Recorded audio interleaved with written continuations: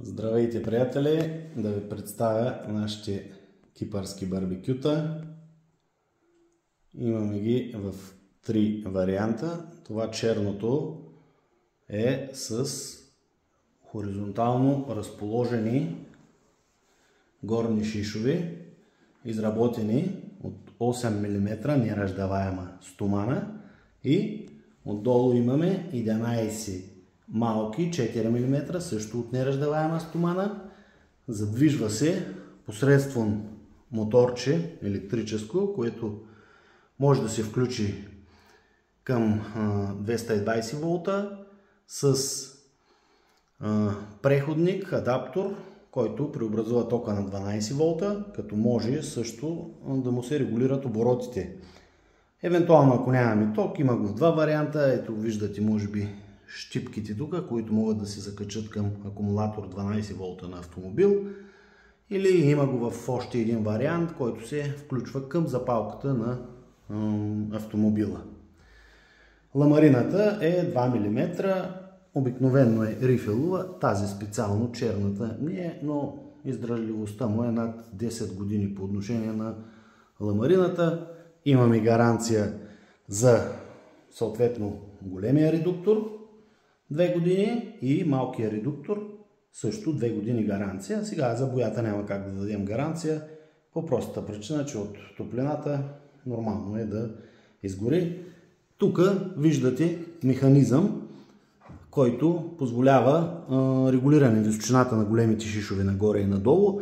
Това е дръжката, с която се затяга самия механизъм. На малките шишчета не им се регулира височината, съответно когато печете, жарата трябва да бъде доста по-слабичка, да не ги припърлим и да не изсъхне месото. А големите, за около, примерно, месото се режи на порции с големина колкото детски или дамски юмрук и в продължение на час 15 минути се опича. Другия вариант е по-малък. Забравих да кажа, дължината на това е 70 см, широчината е 30 см, съндъка побира от порядъка на 5 кг въглища. Така, следващото е малкото барбекю. Абсолютно същото, 2 мм. Тук ламарината е рифелова. Обикновено идва с такава рифелова ламарина, 2 мм. Виждаме тук разположението на шишовете. Отдолу 2, отгоре 1. Дебелината е същата, 8 мм нераздаваема стомана. На малките шишчета 4 мм нераздаваема стомана.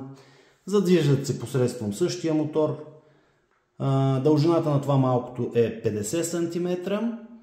И отдолу имаме разположени 7 малки шишчета. На големите шишчета също им се регулира височината. Ето, посредством този механизъм тук. Само да погледна. Да, ето така.